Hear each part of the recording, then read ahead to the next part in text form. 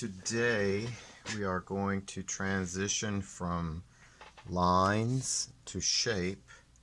A quick review of what we've talked about is line type and line direction. We talked about these 9 different line types and these 3 line directions. Line type tells you what the line looks like.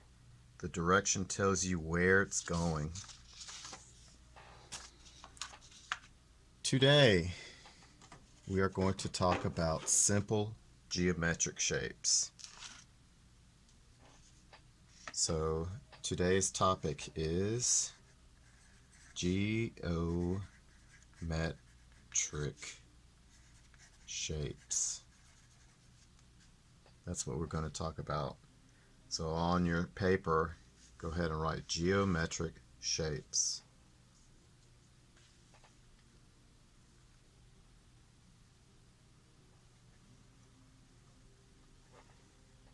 We use lines to make shapes. For example, and I'll start with the shape that uses no lines.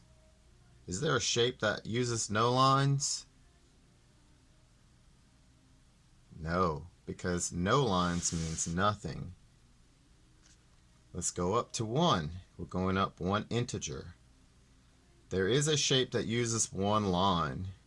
If you start at a dot, that is your starting and your ending point. In order to make a shape using 1 line, it has to be able to curve around and close. This shape uses 1 line. What's the name of this shape? This is a circle. C-I-R-C-L-E. Circle. There's another shape that uses 1 line as well. Again, you can start with a dot, which just signifies this is your beginning and ending point. The next shape that also uses 1 line is an oval. O-V-A-L. Ovals use 1 line. So we're going up by ones. The next shape that uses 2 lines, because we're done with the 1 line shape, is curve line, like a sad face. Connect the left to the right side of the curved line with a straight horizontal line. So we've drawn 1 curved line, 2 straight line. So this shape uses 2 lines. This shape is called a semi circle. S-E-M-I-C-I-R-C-L-E. Semicircle or semicircle. So we've gone from 1 to 2. The next shape uses 3 lines. Horizontal. And what I like to do is I like to find the middle and draw an imaginary line up. From here, this left side, to here, which is the point, will be a diagonal straight line. And from this point to this right side will be a diagonal line. We've used 3 lines, 1, 2, 3. Triangle, T-R-I-A-N-G-L-E.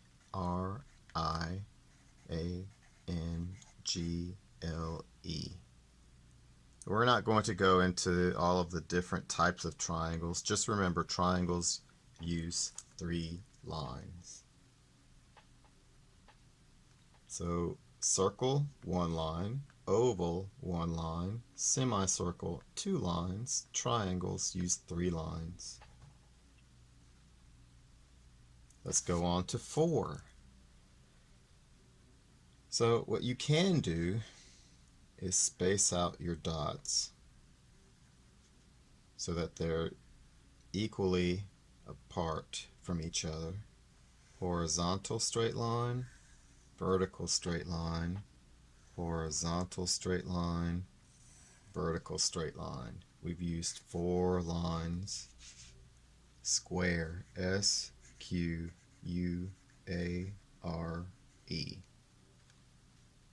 And I know we didn't use rulers, so we're kind of estimating how far apart equal is. Another shape that uses 4 sides or 4 lines: short line, that's horizontal; long line, that's vertical; short line, that's horizontal; long line, that's vertical. Notice I didn't start with the dots. You could have. 4 sides. This is a rectangle. R-E-C-T-A-N-G-L-E. Rectangle.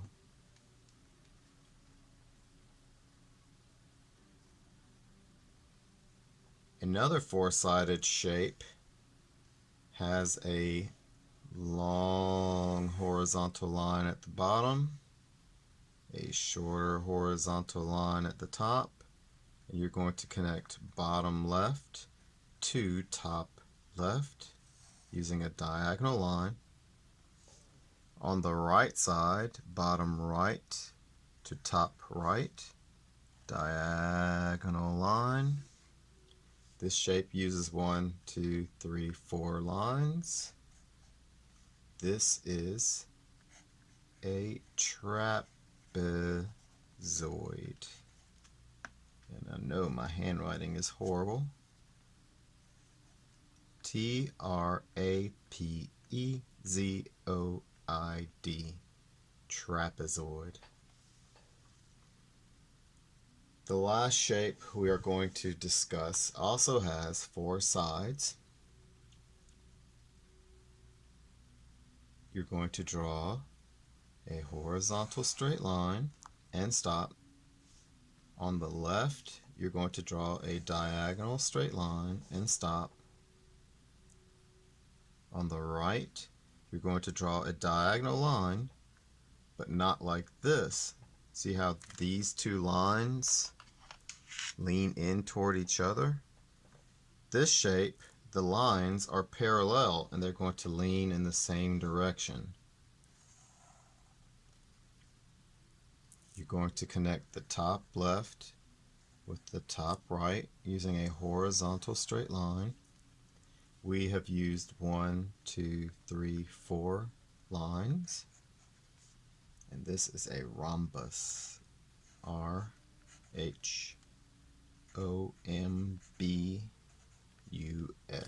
Rhombus. These are some of the simple geometric shapes. So let's review. 1-line shapes are circles and ovals. Remember, we cannot use 0 lines. 0 means you've used nothing. This is 0, nothing, the absence of lines. 2, remember, curved line and straight line is a semicircle. 3, you have a 3-sided triangle, and the prefix tri means 3. 4, we have squares, and remember, all of the sides should be about the same. Rectangles, you have 2 short sides and a long side on the left and right, or if you rotated it, you have long on the top and short on the sides. Then we have trapezoid. Trapezoids, to me, look like a triangle that got the top chopped off. So we have diagonal, diagonal on the sides. We have horizontal on top and bottom. But remember, the bottom is longer or wider than the top. And then we have the rhombus, which looks like a square rectangle that's being pushed over or leaning.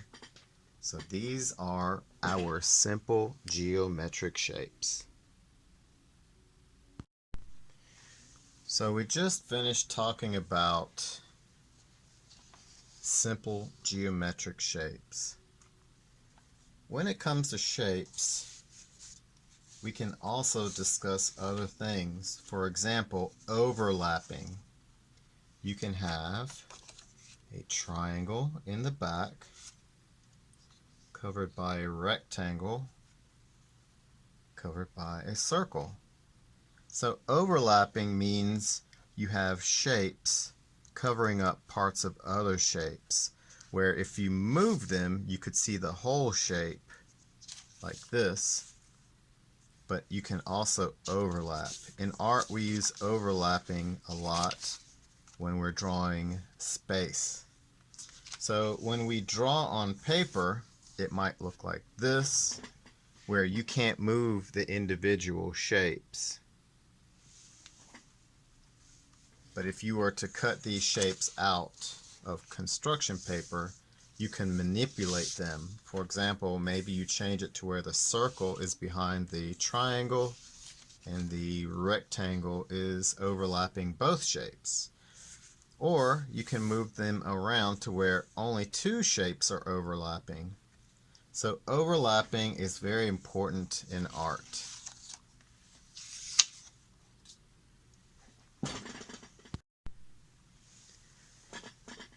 Not only can we overlap, but we can also manipulate the size of a shape.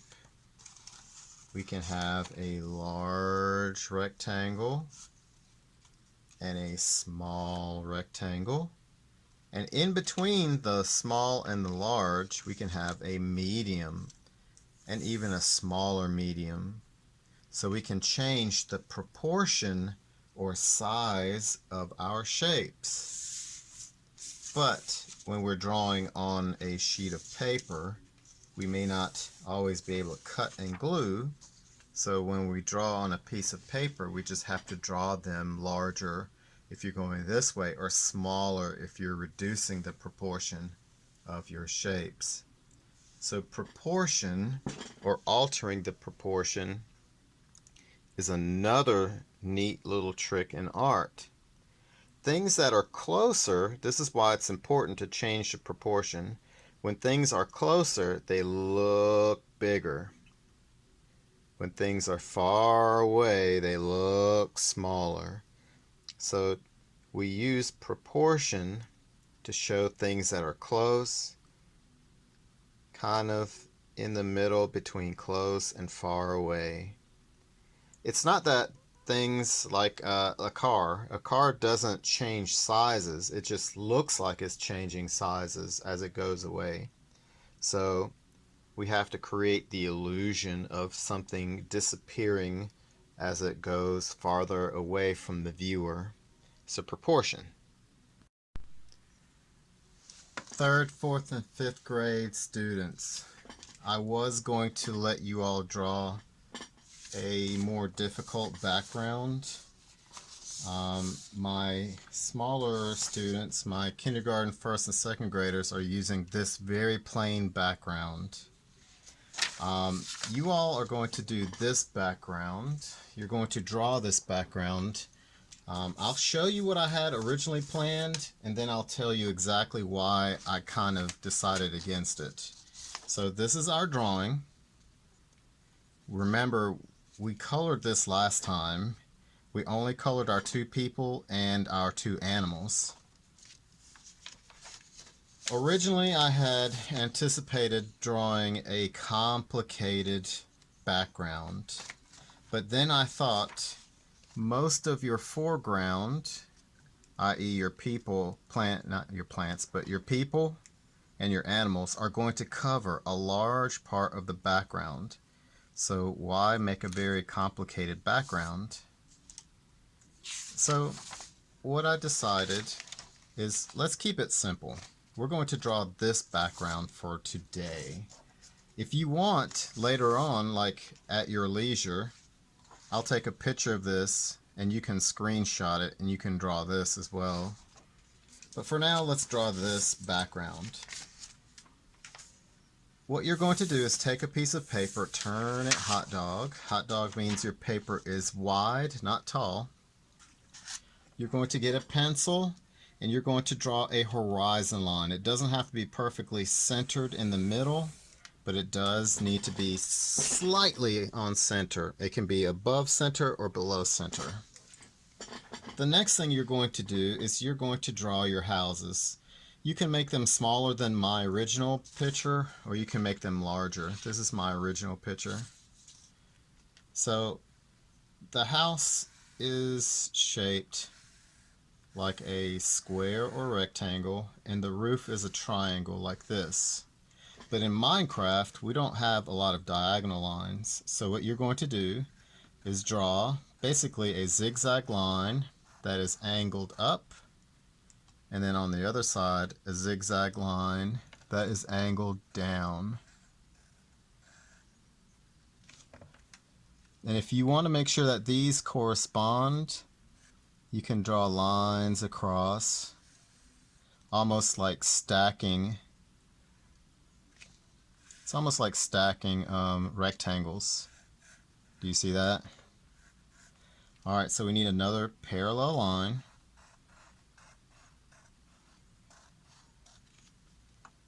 On this side as well.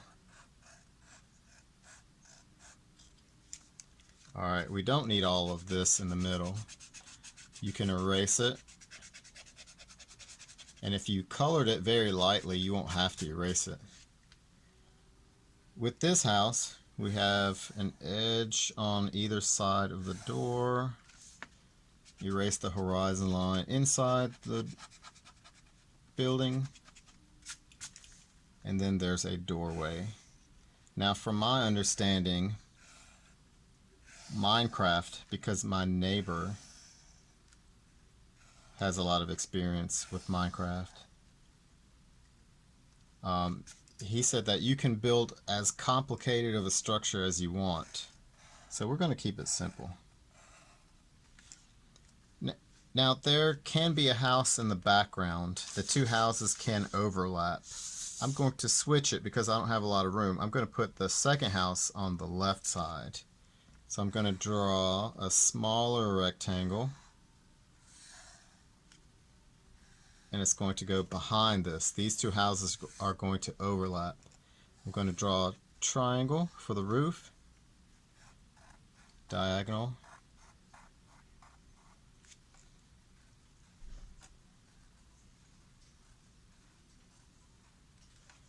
and then over here another diagonal zigzag line. On this side, you're going to go down and over. Erase the lines inside. You can make the house like this, or you can change it. In this house, maybe I just draw windows.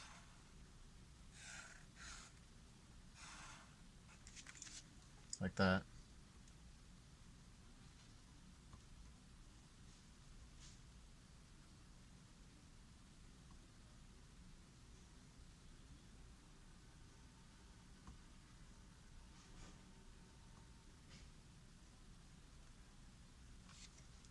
Alright. The next thing we're going to draw are trees. You don't have to keep this horizon line inside the building. Trees in Minecraft are very geometric. So we're going to be using what looks like a lot of squares or shapes similar to that. Trees can be above the ground, like this. You can be as tall as you would like. And they do not have to be symmetrical. This side does not have to look like this. The tree trunk must come down to the ground. The leaves or the foliage can be up in the sky area. And Minecraft trees have parts that stick out behind them, and this is going to be the darker part of this green. The reason why I'm shading this just a little bit is to remind myself that these two go together. Trees can overlap other trees. I can have a tree in front of this tree. So this next tree is going to be large, much larger than the first tree, and I might not see all of it. Erase everything inside, and then draw the tree trunk. and the trunk goes off the page. It's okay if everything doesn't erase all the way. It's fine. There could be a tree behind this tree, like this, and it goes behind the house. Let's add the part that's going to stick out. This is going to be the darker part of this tree. You can draw little arrows if that helps you. Now we still have to draw the bottom of the tree, so maybe this tree comes down a little bit lower. Remember, this is the house. Then we have the tree trunk. It goes behind the house as well. Anything inside, erase. We could add some trees over here on this side as well. Let's draw a tree that goes behind this house. So we're going to start where the house is, come over, then up, over, vertical, horizontal, vertical, horizontal, vertical, horizontal. And you don't have to draw as many. You don't have to count these. You can draw your own. The part that's behind the tree can go in the same direction as this. So it's these two trees, it's always to the left of the tree. This tree can be to the right, like so. And this is the shaded part of this tree. And the tree trunk, like so. Alright. The next thing you can do, and I would recommend this highly, is to outline everything. If you have a very, very dark marker, that will help you a lot. The darker the marker, the better.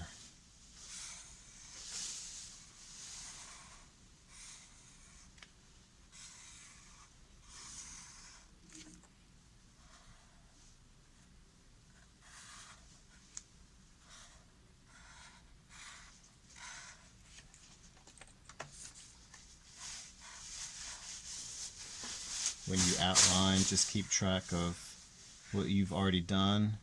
Do not outline the lines that you have erased and don't want.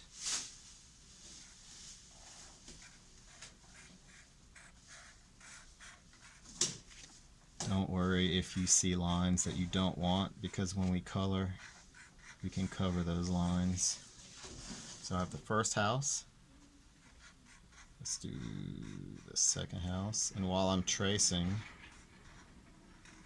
this is a good time to kind of catch up. Sounds like I'm saying ketchup, like the condiment.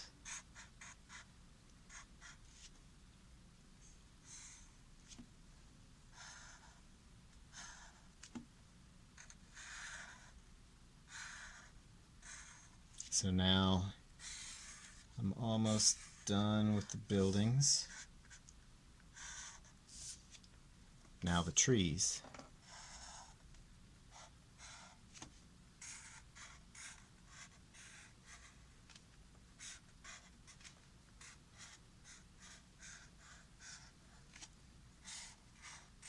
I'm not going to trace the arrow.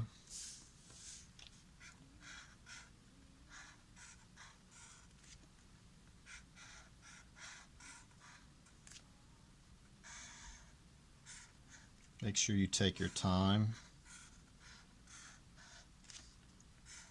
You don't want to confuse yourself, so make sure that you only outline the lines you want. Keep in mind that you cannot erase marker. Technically, you kind of can. You can erase the line, but not with a conventional eraser. If you have whiteout, you could white out the line you don't want, wait on the whiteout to dry, and then cover it, like I did with this paper. If you can see a little closer, there's whiteout right here. Let's see if I can hold it closer. See how there's a different kind of white here? On the back you can see where I messed up. So technically you can erase marker, but only if you have white out. So this is the background for 3rd, 4th, and 5th. So I'm going to be tracing at my desk just because it'll be a little easier on my hands. I'm going to leave my background on the desk, and because I traced these lines with a very, very dark permanent marker, I should be able to press down and see what I have drawn. I'm going to take my characters, and yours should be colored. I'm going to press down. I should be able to see what is in the background.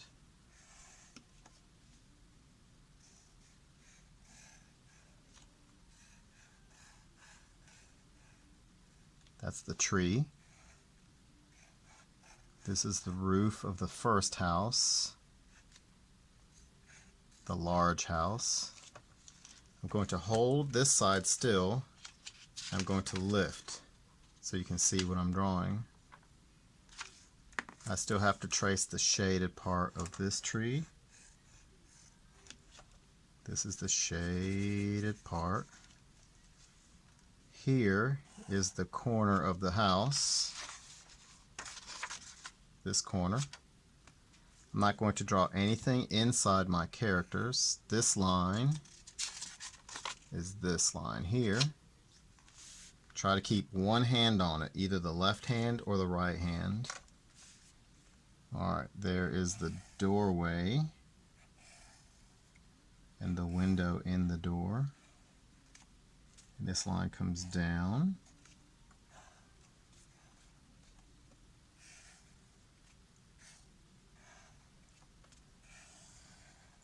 This can be a bit overwhelming.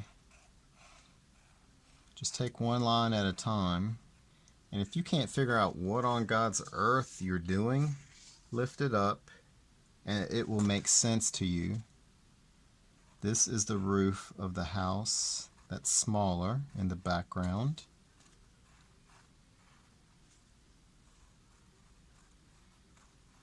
This works way better on a window.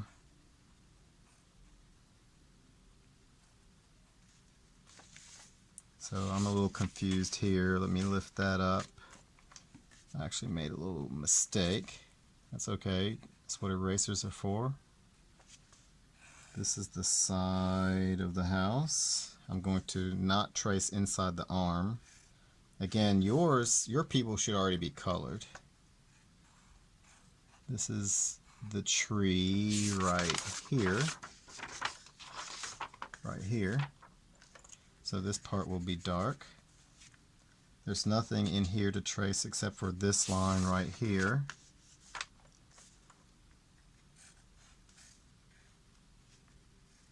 So this is the light green part. Yep. Anything else behind the character here we're not going to trace. And now you see why we did not draw a complicated background. This is this tree. This is the tree trunk. Double check. Let's see what's here. I don't think there's anything here. So there's nothing to trace. The tree trunk is here. So we don't need to trace that. I feel like I missed. Oh, here's the line. Let's double check. Yep. So this line needs to be here. So I like making mistakes because it shows you, the students, that I don't get everything right the first time. I keep telling you all I use big erasers like this all the time because I'm constantly making mistakes. Once you're happy with what you have, you can take this, move it out the way, and you know what's next. Outline.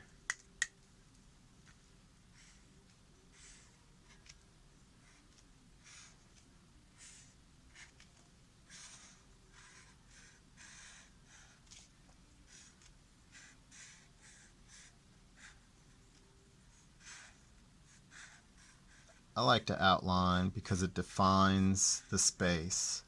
An outline to me says, hey, you're going to start here or you're going to stop here. When I color, I tend to rush. And when you rush, you make mistakes. So outlining helps me keep focus with my eyes where I need to be. I don't always outline everything I do because when you're drawing people realistically, we don't have outlines, not in black.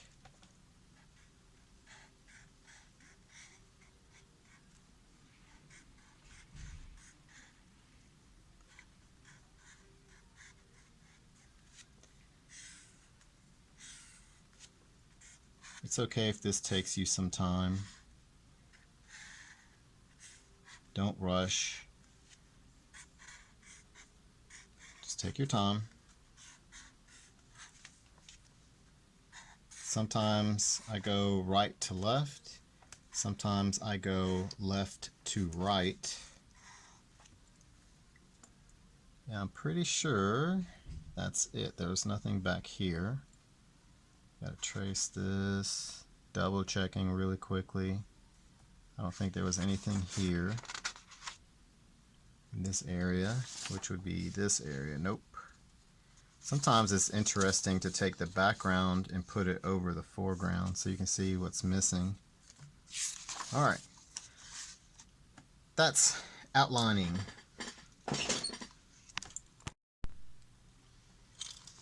You should have already colored your two people and your two animals. And now it's just a matter of coloring your background. Sometimes it helps to refer back to your background that you drew. The dark parts of your tree, you're going to use blue and green. So the blue can be used to darken green.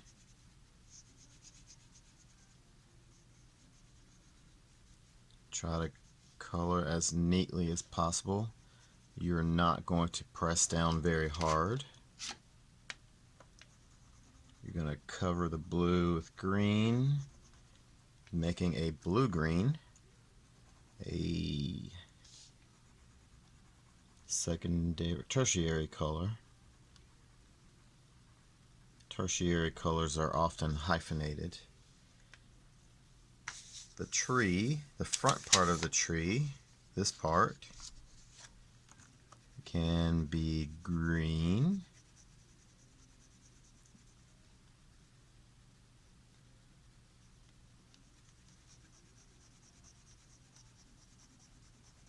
If it helps, you can color this so you can see what this looks like.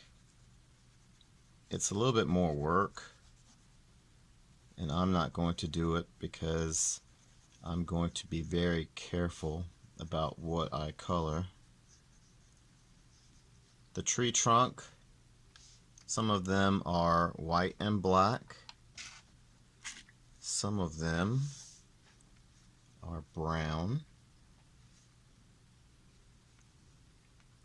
and dark brown. So that's the dark lines. This will be the light brown by not pressing down quite so hard. I'm going to find all of my trees since I have my green. I noticed this part of the composition is this part here. So this is the dark green section. I'm going to use blue first, then go over that with green,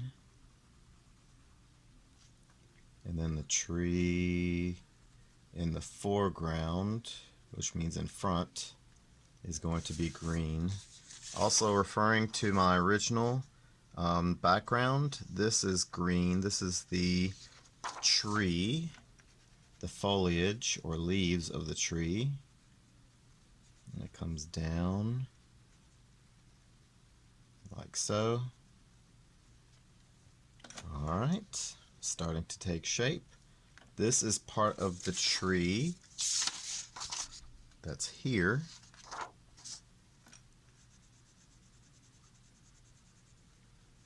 Now here's a problem. Well, it may not be a problem to you, but it's a problem to me. You have two different trees that are the same green. What you can do is make one of these yellow-green by adding yellow on top. That way, there is a slight distinction between the two trees so that the viewer or the audience can see that these are two different trees. The last tree is this tree. Again, you don't have a darkened area, just the regular green.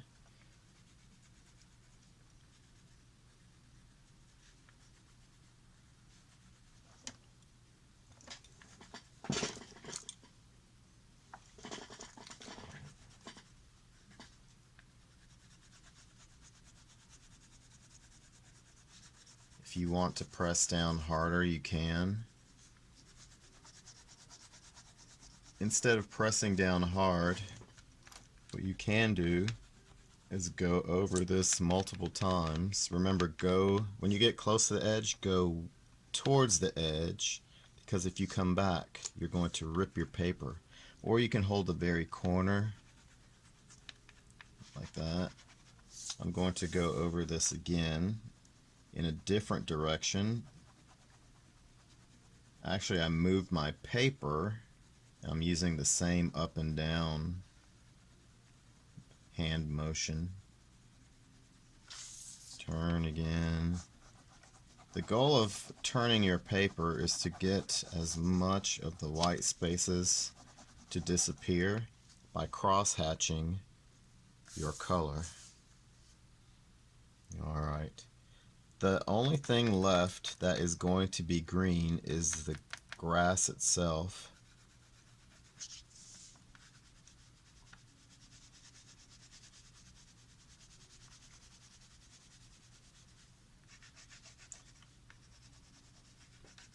I'm going to use green. I'm not going to press down very hard.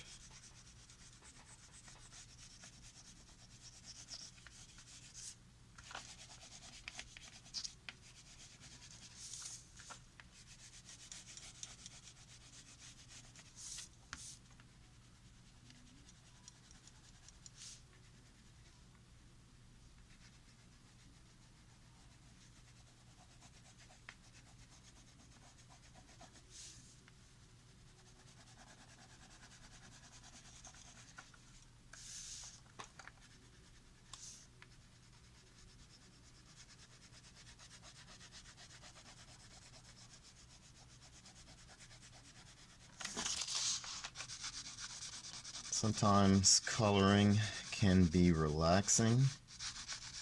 For the big areas, like the larger areas right here, try using your whole arm, not just your wrist.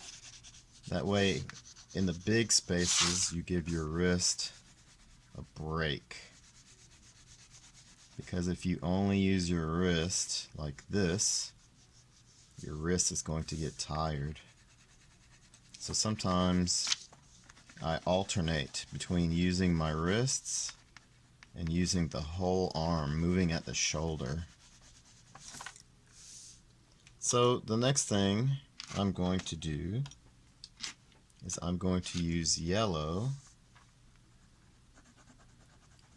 over the green, kind of like I did here.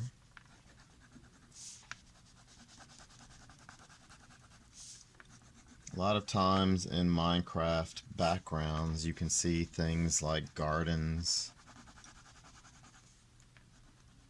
and you see like vegetables growing in the garden. So if you use yellow and green here, you should use yellow and green wherever you see grass, just to kind of keep it consistent and unified. You don't want to stop here because then it looks weird.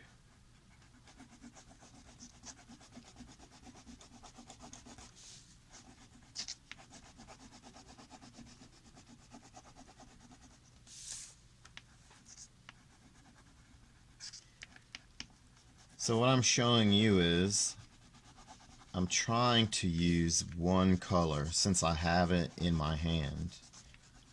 So you may have noticed I've started with all things green. Why? Because if I keep grabbing different crayons, they're just going to be laying around like this and in the way. So a lot of times, not every time, but a lot of times, I try to kind of go in order of color. I know sometimes when I don't go in order is because I'm really not sure of what colors I'm going to use. So you may not take this methodical approach all the time.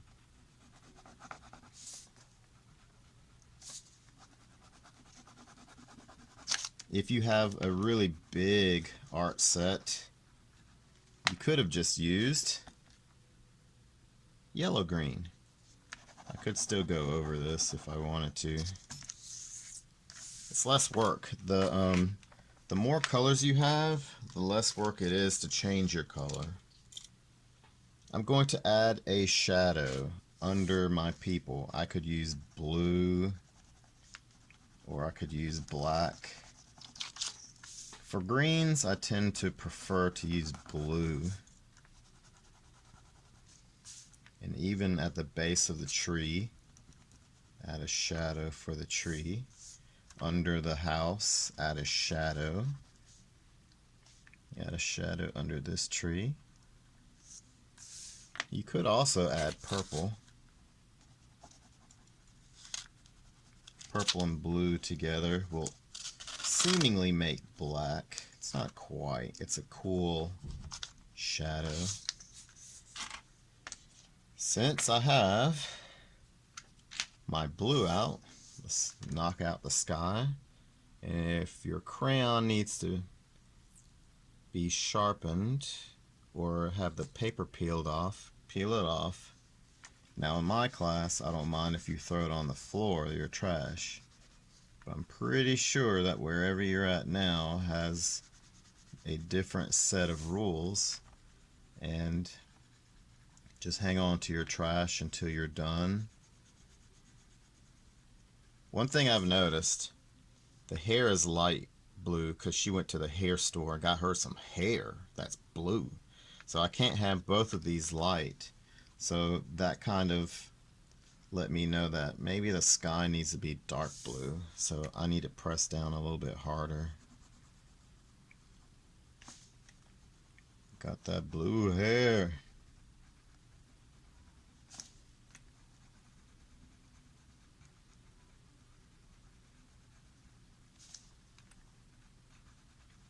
You could add clouds. However, you don't have a lot of sky anyway, so keep it simple.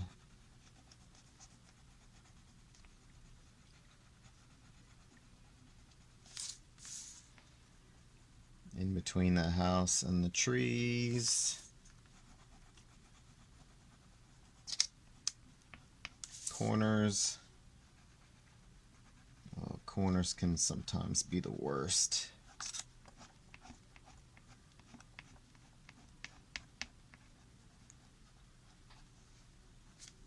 Alright, that's the sky. Oh, I missed something here. That would be the grass. This area is still the grass. Sometimes you can see through your paper. I'm not sure if you can or not. You can see through your paper to see what some areas are. So I used green and yellow for the grass. Stay consistent. And if you use green and yellow everywhere else, do it here too. The buildings. And I'm kind of cheating a little bit because I've already colored one version. The buildings I'm going to keep the same color, or you know what? Forget it. I'm going to make these buildings different. As far as the color scheme, this might have a grayish roof.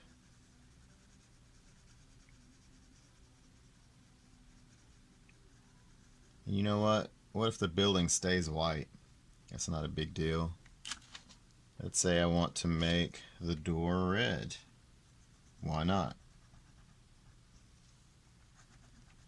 This is where, as an artist, you can customize the trim around the door. We can make that pink or whatever color you choose. The house itself, like this portion, can be whatever color you choose. Let's say I want to use purple for the stones. I'm just going to go over the black lightly because I don't want it too dark. Like this. I'm going to leave this white. Now my other building, let's say I use the colors that I saw on the internet. Brown for the roof. Brown for the side. These two are different browns, so I don't have to worry about making one darker or lighter. The stones, as you can see, the stones are circular here, but I didn't finish it here. So let me grab my black.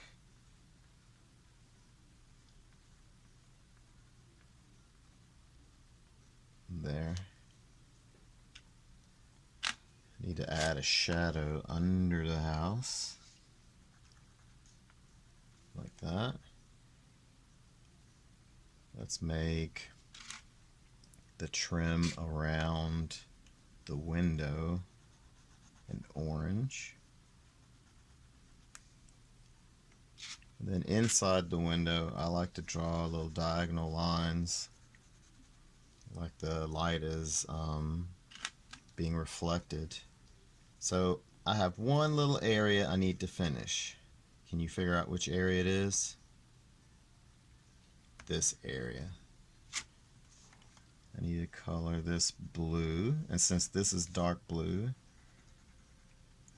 I'll use dark blue for this part as well.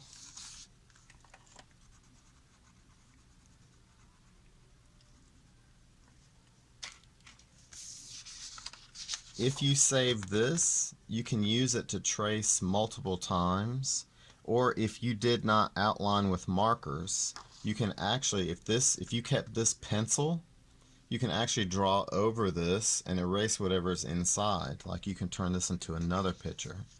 So this is version 2. You got the blue weave with the bumblebee. This is my first version. This is the version that you all saw when I colored my people and my animals initially. So notice there are a lot of differences between color, hairstyle, color and hairstyle of even the dog. I put white spots, and then this is black. The bumblebee I kept the same. The people I kind of changed a little bit, and I see that I need to add a shadow under the head like this, just like I added a shadow here and a shadow here. So the goal was to complete this project. So we started off with people. We drew a background. We went to the window and traced the background onto our paper, and then we finished coloring. You can add flowers and other items. So that concludes our Minecraft lesson. So once you finish drawing your background, you can tape it to a window.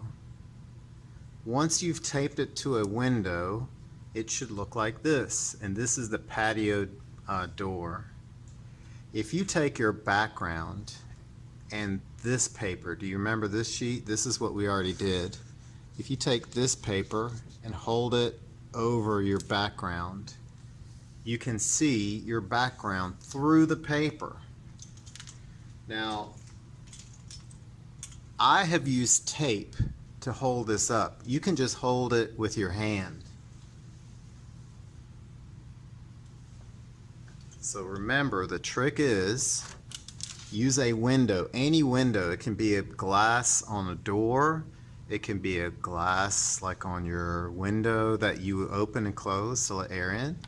So take this paper and just put it on top like this. You may have to press these two together. Do you see what just happened? If these papers are not right on top of each other, you lose some of the detail. Press and you'll see this detail.